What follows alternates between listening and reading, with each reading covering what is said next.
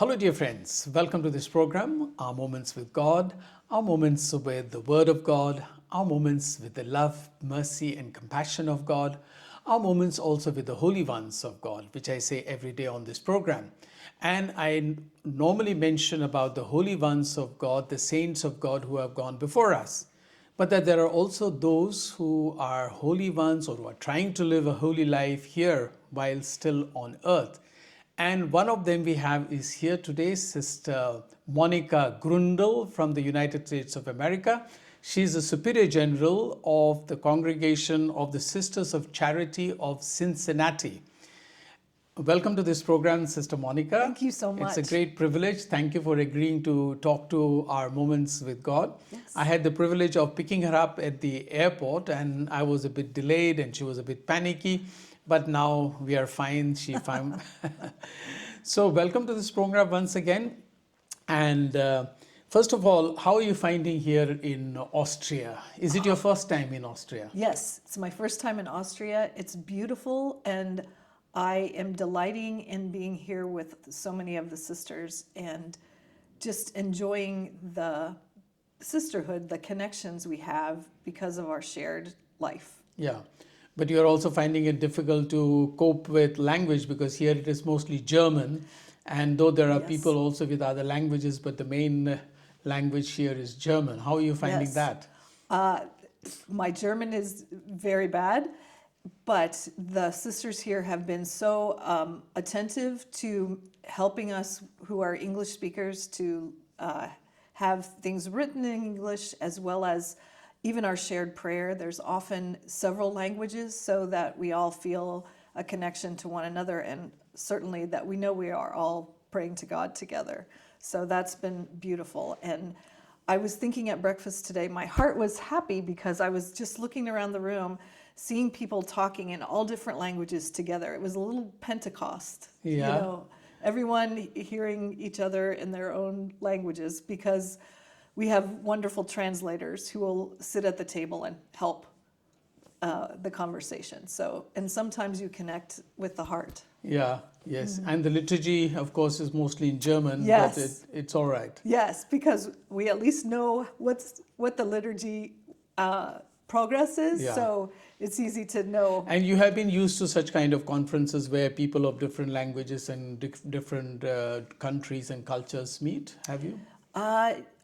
Yes, I've been very blessed in my life because as a Superior General, actually the week that Pope Leo was elected, I was in Rome for the International Union of Superiors General. So there were over 950 sisters gathered. The conclave was on one side of Rome, and we sisters were meeting on the other side, and our meeting had been scheduled long before. In fact, we were supposed to meet with Pope Francis, but obviously we're not able to. But celebrated the election of Pope Leo by the end of the week. So that's a good point for our further point. Yes. So now you have, for the first time, a Pope from the United States of America. Yes. So how is that making a difference in some way in America itself? And what's your feeling about having an American Pope? I think we were surprised, although as I talked to some other people, they were not surprised because they knew that he had been part of the synod, that he had been a superior general of an international congregation, that he had been in Peru, and so he spoke several languages.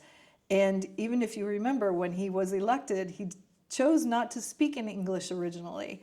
So I think that was his way of saying, I am the Pope of the world, not just I am from the U.S., but I am a pope for all the people of the world. But what kind of effect is it having, let's say, in the church in America or on the church in America?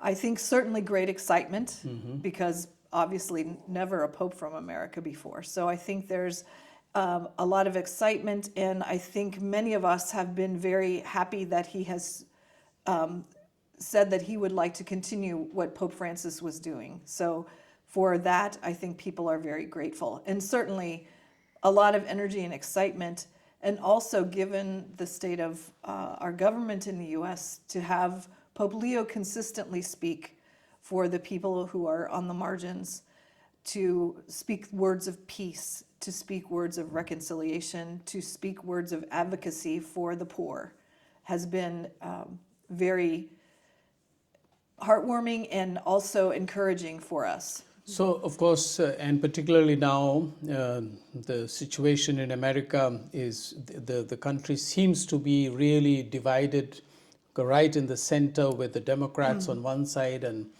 the Republicans on the other side, and Donald Trump taking a rather right-wing stand for things against the migrants and his former plan of making a wall Yes. there on the Mexico border, etc. How is the church coping with that stand of Donald Trump? I think in particular for those of us who are sisters in the religious life, we have always advocated for immigrants, for the dignity of all people, for compassion, for healthcare for all of the things that we are hearing, unfortunately, from our government that are not held in high value right now. And I think some of our bishops have begun to also take stands. I know Bishop Seitz in Texas has been a very strong advocate for welcoming our immigrant brothers and sisters and for compassion, especially in the midst of the raids that are happening, that we are calling for compassion and we're calling for due process and for reform so that immigrants can find a legal pathway, which has been the great frustration. Also, I think for those who will be affected by the cuts in our government, certainly we are advocating for health care for those who are at risk of losing their health care. We've seen around the world, actually, the cuts in U.S. aid, and that's very distressing. And so some of our bishops are beginning to speak out more, but I think on the front line, many of the sisters and many of our organizations, Catholic organizations in particular, have been there trying to help with all the things that are falling through the cracks because of the cuts in the government. And recently, Bishop McElroy, Yes. he's another very important figure, I think. Yes. And he made statements as well. Yes. And quite a few of them have spoken for Palestine and Yes. against what is happening in Gaza. Yes, very much so.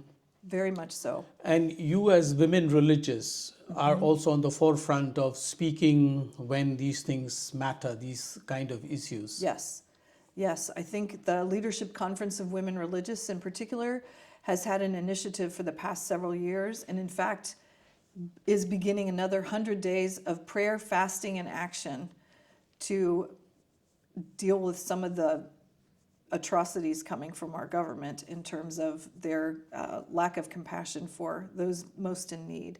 So we are writing to our Congress people, and the LCWR is even making a commitment to deliver the letters all together to our Congress, but also calling us to deeper prayer and fasting so that our brothers and sisters in most need can be helped.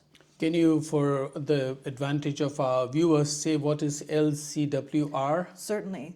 It's the Leadership Conference of Women Religious in the United States. Yeah, but there are two groups, so there's just one, this leadership of Catholic... There are actually two groups. There's the Leadership Conference of Women Religious, which my congregation belongs to. There's also another conference called the Conference of Major Superiors for Women, which is, I think, called CMSWR. So, and why that two conferences? I think the history has been that some of the sisters who are, would I say, perhaps have a more traditional ministry in terms of being in schools and wearing more of a habit are more CMSWR. And those of us who, after Vatican II, really embraced many of the changes have come forward and became LCWR. But I do have hope that in the next few years, we will begin meeting together in a more regular basis. Because right now, we go to the leadership of both councils go to each other's annual assemblies. So there's a lot of dialogue. And with the synodal process, we are actually looking at, could we do some synodal talking with one another and perhaps go from there? Yeah. Okay, so in India, the religious women almost amount to 108,000 religious women. What would be the number in America of the sisters? Would you have any idea? That is, no, I do not. Okay. It will be a terrible guess if I do. I Okay. should know this, Oh, but I don't. Okay, that's all right. Now, another thing with regard to the church, the Pope, etc., I recently read somewhere that Pope Leo has asked the bishops in America to engage with Donald Trump. Do you know what exactly that would mean, and how would the bishops be able to engage with a man like him? I think that the bishops probably are coming together to talk about that. I actually have not heard a lot Okay. of that at this Yeah. point. Then there are also certain bishops who are actually supporting Yes. Trump. And now with this assassination of Charlie Kirk, Yes. who was also a right-wing Yes. propagandist sort of man. And one of the bishops, Dolan, I think from Yes. New York, Cardinal Dolan. Cardinal Dolan, compared him with St. Paul. Yes. How was that received in America? Not well. Okay. In fact, the Sisters of Charity of New York, who are not my congregation but are part of the Federation of Sisters, which I belong to, wrote a very strong op-ed in the New York Times. Oh, did really, yes. Really kind of saying, certainly Charlie Kirk's death was a great tragedy and we don't wish that upon anyone, but that Cardinal Dolan's words were very misplaced, shall we say, because of Charlie Kirk's right-wing espousings that sometimes were racist or homophobic or in other ways condemning. Even he was arguing for the right for everyone to have a gun to Yes. defend. I mean, Yes. it's unfortunate that he died by another shot Yes. of a gun. Yes. But who was the sister who wrote this in the New York Times? I mean, it was published, was it? It was published, yes. It was the Sisters of Charity of New York, and it was their leadership team that signed the letter, all of them. Sister Donna Dodge is the president of the congregation, and it was Donna and her leadership team who That's signed very it. courageous of her. Yes, very courageous. And because they are in New York and they know Cardinal Dolan and certainly have had a lot of interaction with him. So, yes. And how was that received then by the general church in general in the U.S.? I think in general it was, as you said, very courageously cheered for, I guess. Yes. Similarly, there is another Bishop Barron, and Yes. who has a huge following on the Online. Yes. online. So he too, of course, I think he's in one of the commissions of the United States of the government of the U.S. Yes. Appointed by Donald Trump, and he seemed to be also pro-Trump and all that. Yes. So how do other bishops and these bishops go along, or is there a stronger voice for the people? I think I'm not privy to the bishops' conference per se, but I also think that Bishop Barron was also a member of the synod, and I think part of the beauty of the synod is that people on both sides, or who have, shall we say, divergent views, are sitting at a table together. And so I think that process, not that people are all coming together and agreeing, but that there seems to be a little more opportunity for dialogue, which is sorely lacking right now in our country. There isn't dialogue. It seems to be everyone pitting one another against one another. And I think it's fueled by the media and online in particular. So I think the church's role as someone calling us to talk together and to sit at the table is very important, because I think in some ways that's the way forward. And I think as people of faith, we are called very much to deeper prayer and to center. I feel, I've used this image several times in our country, that in the hurricane, there's much swirl about, but in the center, there is calm. And we are called to be that calm, to tap into God, who is at the center, who can speak in the still small voice in the silence, that will allow us then to engage with people on both sides. And part of the LCWR process that we've been using is, how do we dialogue in the midst of all this division? How do you listen and respond from a place of being centered and not reactive? And how do we ask curious questions so that we can engage one another in conversation as opposed to just stating our own point of view? So I have faith in that process, but it does take time, and it takes willingness on the part of both parties. Yeah. So that's what you're speaking about, is real synodality in Yes. practice. Yes. Now, what are the main apostolate that the religious women in America are involved with?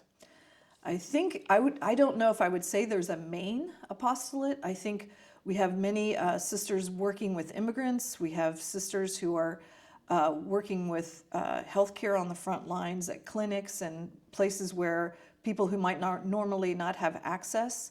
So in the past, I think we've been in large institutions, where now I think many of our sisters are in smaller little individual ministries that deal directly with people. But we also have sisters who are working on a more macro level, shall we say, who are doing a lot of advocacy against human trafficking and for healthcare reform, who are trying to bring people together to talk about issues. So I think it's a very wide variety of what folks are involved in these days. Great. Now, one more important question. All around, particularly in the Western countries, the number of vocations has gone down. Is Yes. that also affecting in America, the following and new vocations to the order? Yes, I think although we actually right now, the numbers that we had in the past will never probably come back. Yeah. So I think now we are seeing and trying to find a new way, because we still do have women who are asking, who see the value of community and who see the value of living a life of service dedicated to God. So they're looking for places. So we are trying to revamp, shall we say, how we minister with our younger people, and how do we connect them with community that will be life-giving for them, to help them become their best selves. So, Yeah. And now coming to the end of the interview, you're planning or hoping to meet Pope Leo sometime? I would be thrilled to meet Pope Leo. I would be thrilled. And actually, being at the Superior General meeting in Rome, several of the sisters, in fact, one at my table who is a friend of yours, I think was at the synod with Pope Leo, before he was Pope Leo, obviously. And so I have a good feeling that over time there may be infinite possibilities. So in this Jubilee of Year of Hope, I have a lot of hope. Oh, wonderful. Yeah, you were mentioning about Sister Nirmalini, Yes. who the Superior General of the Apostolic Carmel. Yes. And yeah, she was part of the synod, and fortunately, she had shared a lot with me as well about Yes. how the synod went on. So in total, people are happy also with Pope Leo, as I can see, because he seems to be following the line of Pope Yes. Francis, but at the same time is treading the path Yes. rather Yes. carefully. And do you think that he will be soon making a visit to the United States of America? I hope so, but I have a feeling that he's making a point to, as I said, be a pope for the world. Yeah. So I think right now he certainly has spoken a lot about Gaza and a lot about Ukraine and other places where there are conflicts. So I'm wondering if he will instead maybe go there, but that's total speculation Yeah. on my part. Of course, one of his important agenda is also to deal with artificial intelligence and Yes. things that are happening, and how the church must respond to that. Me Yes. being associated with communication, I've been following that as well. Yes. So thank you very much, Sister Monica, for this wonderful interview for our viewers and listeners around the world. It might be of interest to you to know that the maximum viewers of my channel are in India. Oh, Right now wonderful. I have about 6,300. But the second largest are in the United States. Really? Yes. Oh, that's that's interesting. wonderful. Yeah, because I don't have much contacts with the US, but even then, the analytics on my channel says the Yes. second highest are from the United States. Wonderful. So there will be people watching your interview as well in the United States. Yes. Thank you very much for this wonderful interview. It was wonderful to Thank be you. with you. Thank God you so bless much. you. God bless you and all the best. Thank you so much. Thank you.